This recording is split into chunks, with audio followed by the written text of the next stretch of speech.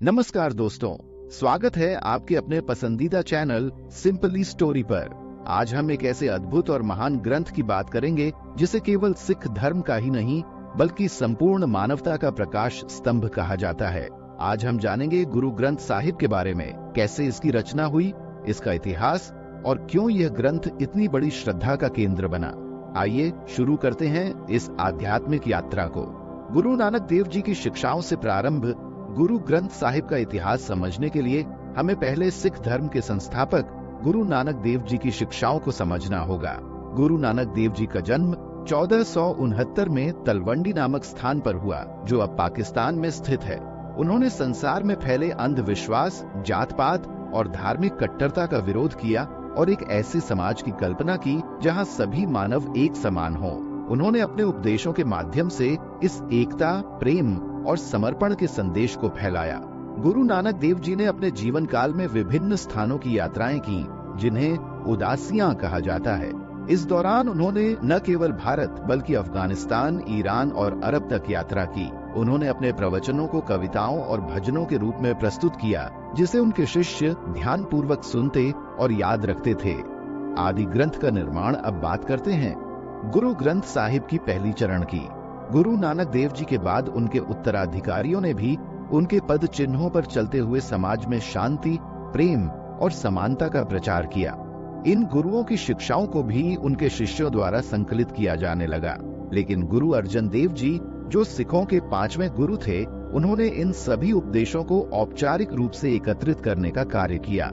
1604 में गुरु अर्जन देव जी ने इन शिक्षाओं और कविताओं को मिलाकर आदि ग्रंथ का संकलन किया। इस संकलन में गुरु नानक देव जी, गुरु अंगद देव जी, गुरु अमरदास जी और गुरु रामदास जी के उपदेश शामिल थे। साथ ही इसमें संत कबीर, भक्त रविदास, शेख फरीद और अन्य संतों की रचनाओं को भी स्थान दिया गया, जिन्होंने समाज में प्रेम, भक्ति और मानवता के संदेश को फैलाया।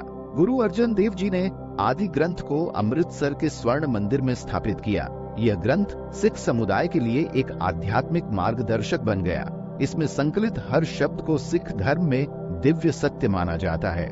गुरु गोबिंद सिंह जी और गुरु ग्रंथ साहिब का नामकरण सिख धर्म के 10वें गुरु गुरु गोबिंद सिंह जी ने 1708 में एक महत्वपूर्ण निर्णय लिया।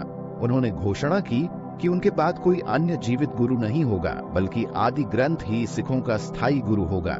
इस प्रकार आदि ग्रंथ को गुरु ग्रंथ साहिब का दर्जा दिया गया।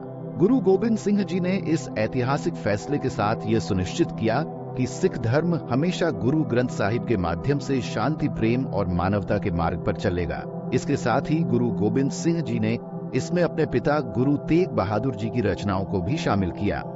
गुरु ग्रंथ साहिब की संरचना। गुरु ग्रंथ साहिब को 1430 पन्नों में संकलित किया गया है, जिसमें 5894 भजन, शब्द और शब्द सम्मिलित हैं। यह ग्रंथ गुरुमुखी लिपि में लिखा गया है, जो पंजाब की प्राचीन लिपियों में से एक है।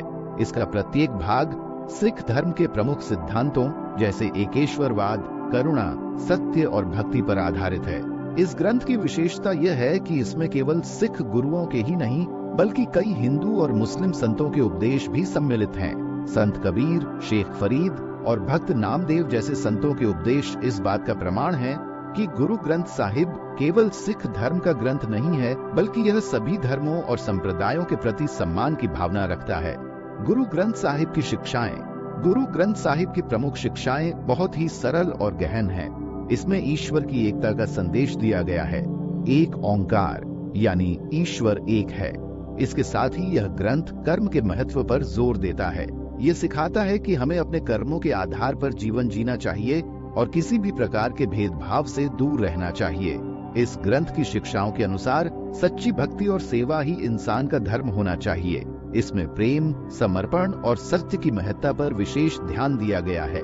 गुरु ग्रंथ साहिब हमें यह भी सिखाता है कि जाति, धर्म, लिंग या सामाजिक स्थिति के आधार पर कोई भेदभाव नहीं होना चाहिए, बल्कि सभी को समान दृष्टि से देखना चाहिए। संरक्षण और महत्व। गुरु ग्रंथ साहिब का संरक्षण और उसकी पूजा बहुत ही आदर और सम्मान के साथ की जाती है। इसे स्वर्ण मंदिर या हर मंदिर साहिब में विशेष रूप से रखा जाता है।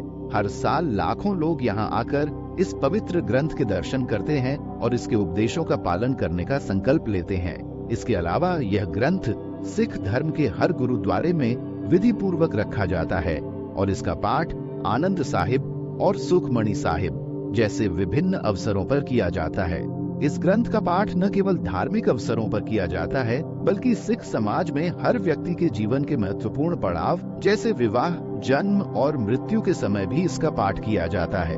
कंक्लूजन, गुरु ग्रंथ साहिब केवल सिख धर्म का एक ग्रंथ नहीं है, यह एक ऐसी अनमोल धरोहर है जो संपूर्ण मानवता को प्रेम, शांति और समानता का मार्ग दिखाती है।